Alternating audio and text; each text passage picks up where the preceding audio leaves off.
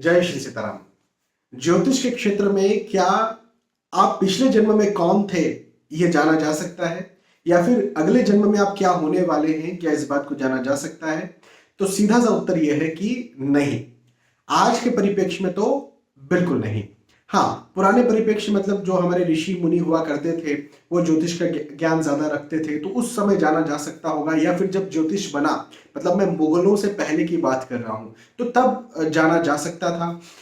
लेकिन मुगल आए, अंग्रेज आए, आपको क्या लगता है इन्होंने हमारी संस्कृति को तहस नहस नहीं किया? 100% किया। तो आज उस संस्कृति को तहस नहस करने के बाद, शास्त्रों को तहस नहस करने के बाद, आज हमारे पास जितना ज्योतिष बचा हुआ है, उस ज्योतिष के माध्यम से हम पिछले जन्म या भविष्य अगले जन्म के बारे में नहीं जान सकते।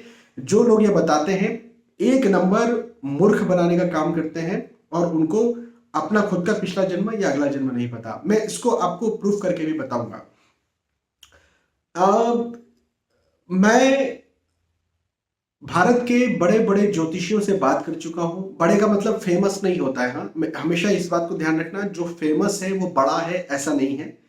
हो सकता है कि कोई और जो फेमस ना हो लेकिन वो भी बड़ा हो, है ना। तो मैं ज्ञानी की बात कर रहा हूँ, नॉलेजेबल पर्संस की बात कर रहा हूँ।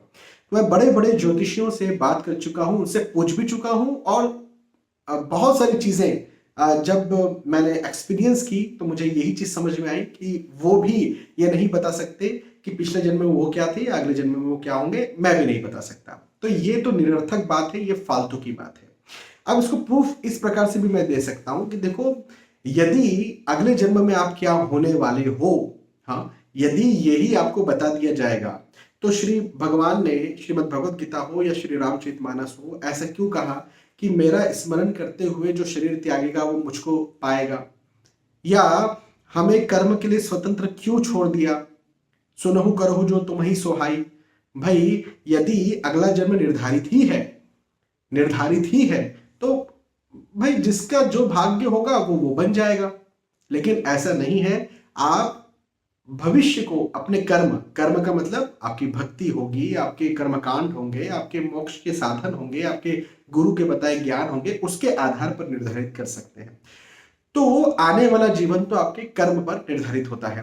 पिछला जीवन उसके पिछले जीवन के कर्म पर निर्धारित था। आज का जीवन आज के पिछले जीवन के कर्म पर निर्धारित है, 100% है। हमारे पिछले जन्म के जो भी हमारे कर्म थे, जो भी हमारे संस्कार थे, वो हमें इस जन्म में मिले हैं बहुत सारी चीजों से।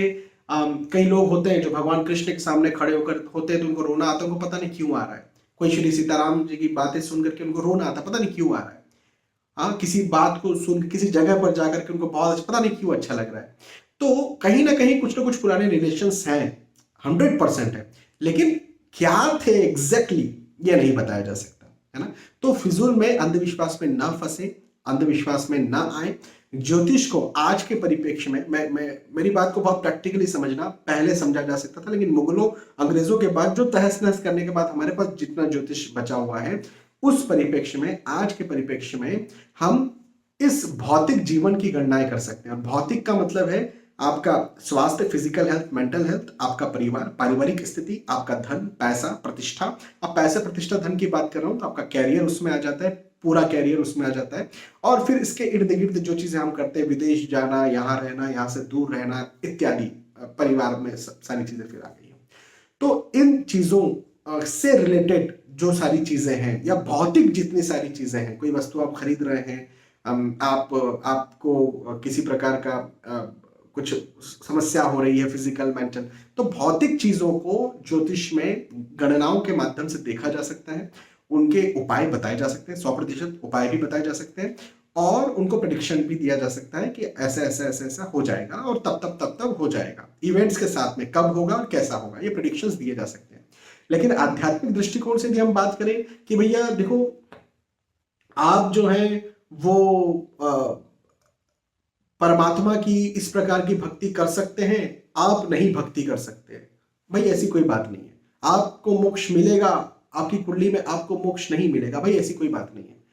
भगवान ने हर किसी को स्वतंत्र रखा हुआ है, हर किसी को उपदेश किया हुआ है कि हर कोई मोक्ष या फिर हर कोई भक्ति प्राप्त कर सकता है। हर कोई मतलब हर कोई, अन्यथा इतने उपदेश ही नहीं होते हमारे शास्त्रों में। ठीक है, तो सीधी सी बात यह है कि पुराने जन्म, पिछले जन्म और अगले जन्म को नहीं जाना जा सकता। अंधविश्वास में ना आए। कोई आपको ये बोलने की कोशिश कर रहा है तो उससे हाथ जोड़ ले, भले वो कितना भी फेमस व्यक्ति हो। फेमस, फिर से मैं कह रहा हूं, फेमस का मतलब बड़ा नहीं होता। मैं कहूँ मेरे 10 लाख फॉलोअर्स, सब्सक्राइबर्स हैं हर जगह, दैट नॉट मीन कि मैं बहुत बड़ा हो गया। मुझसे भी ज्ञानी लोग बैठे हुए हैं, है ना, जिनके हो सकता है जिनके कोई फॉलोअर सब्सक्राइबर ना हो, जो अभी तक इंटरनेट या कंप्यूटर भी ना चला रहे हो सकता है, लेकिन वो मुझसे कई ज्यादा ज्ञानी है। ठीक है ना, तो बहुत बहुत धन्यवाद। आज मुझे आपको यही बताना था। फिर मिलेंगे आने वाली वीडियोस में, तब तक के लिए आज के सुबह आपसे विदा चाहता हूँ। जय श्री सीताराम।